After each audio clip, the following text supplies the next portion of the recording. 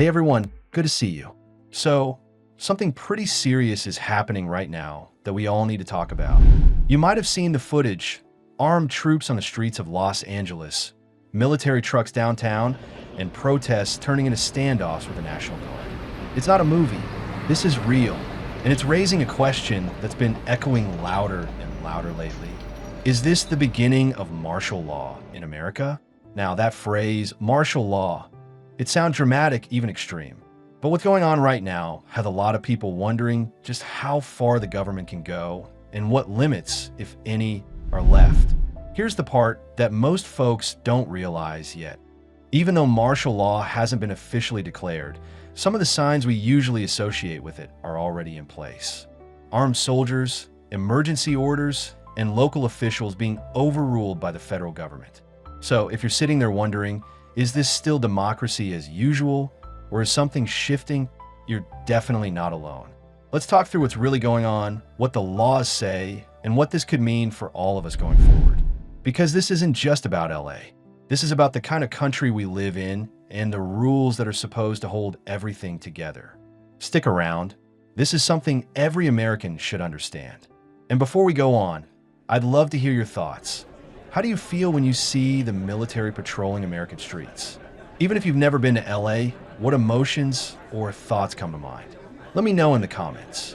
And hey, if you find this helpful or thought-provoking, hit that subscribe button. It really helps me keep doing what I do here, and it makes sure you don't miss future updates. So, let's start with the basics. President Trump recently ordered thousands of National Guard troops and active duty Marines into Los Angeles. We're talking 2,000 Guard members and 700 Marines, which is not a small deployment. This all came after a wave of protests broke out in response to federal immigration raids. Some of those protests turned chaotic, with reports of looting and some clashes with law enforcement. Now, Trump has been pretty clear about why he did it.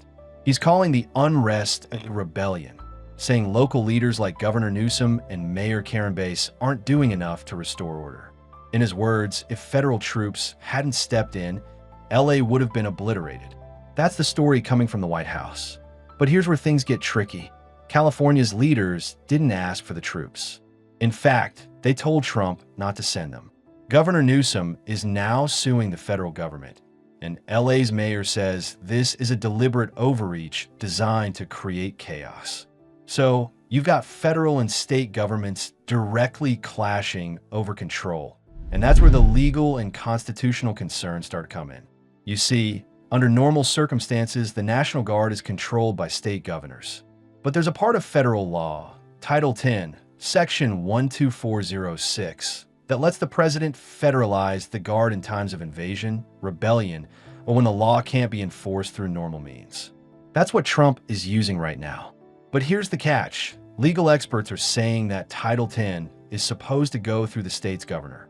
And since Newsom didn't approve this, that raises a huge question about whether this move is even legal. And it doesn't stop there. A lot of people are asking, if this isn't martial law, then what is it? And that's a fair question, because even though the Insurrection Act hasn't been formally invoked and martial law hasn't been declared on paper, what people are seeing and feeling in LA looks and feels a lot like it. We're seeing military checkpoints, arrests, rubber bullets, and a federal presence that wasn't invited. So yeah, technically it's not martial law. But you know what's weird? That technicality doesn't matter much to people who are living through it. If you're on the street and you're being told to go home by a soldier with a rifle, you're not thinking, oh good, this is just Title 10 authority. You're thinking, why is the military telling me what to do? Now, let's take a step back and look at how rare this kind of thing really is. The last time federal troops were sent into a state without approval from that state was way back in 1965 during the Civil Rights Movement. President Lyndon B. Johnson ordered troops into Alabama to protect black citizens' right to vote. And that's a key difference. Back then, the goal was to uphold constitutional rights. This time, it's to enforce federal immigration policy, and that's a pretty big shift in purpose. There's also a bigger pattern here that has people concerned.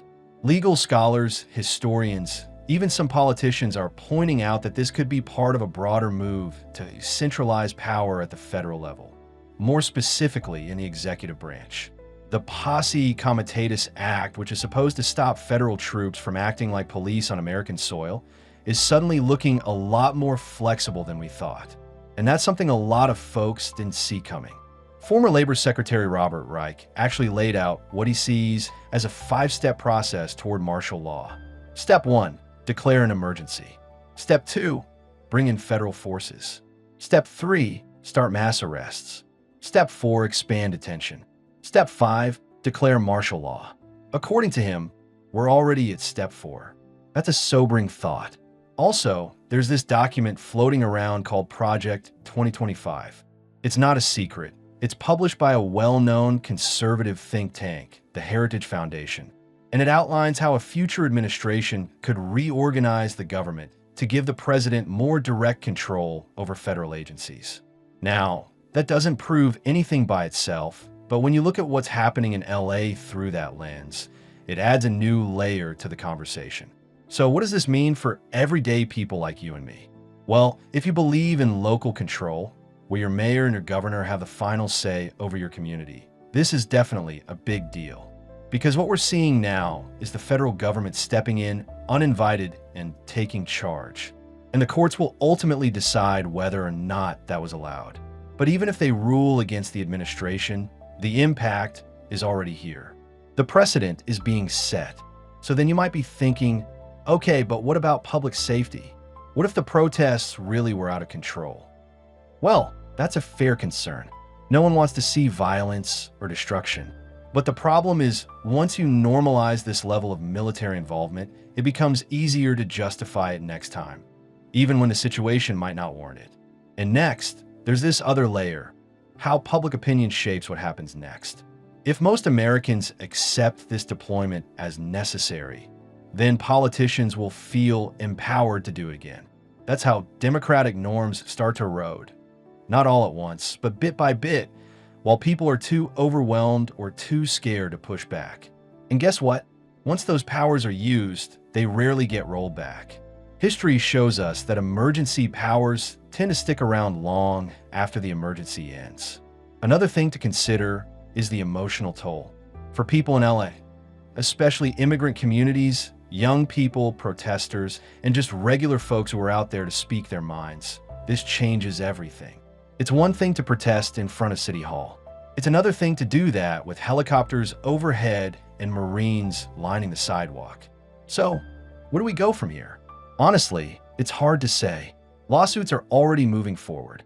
Public pressure is building. But the real question is bigger than the courts. It's about the kind of country we want to live in. Are we okay with military troops enforcing domestic policy, especially when local leaders say no? Or is this the moment where we draw a line? You see, the Constitution doesn't just exist on paper. It lives in how we act and what we allow. And right now, that line between safety and control, between leadership and overreach, that line is getting blurrier by the day. So then, I just want to leave you with this. Whether or not this is officially martial law might not even be the point. If it feels like it, if it walks and talks like it, then maybe that's what we should really be paying attention to. Thanks for sticking with me through all this. These topics aren't always easy, but they're too important to ignore. If this helped clarify things or made you think in a new way, go ahead and leave a comment. I want to hear your take. What do you think defines the line between safety and control? And if you haven't yet, hit that subscribe button. It helps the channel, and it makes sure you stay in the loop as all this develops. Take care of yourselves, stay informed, and I'll catch you next time.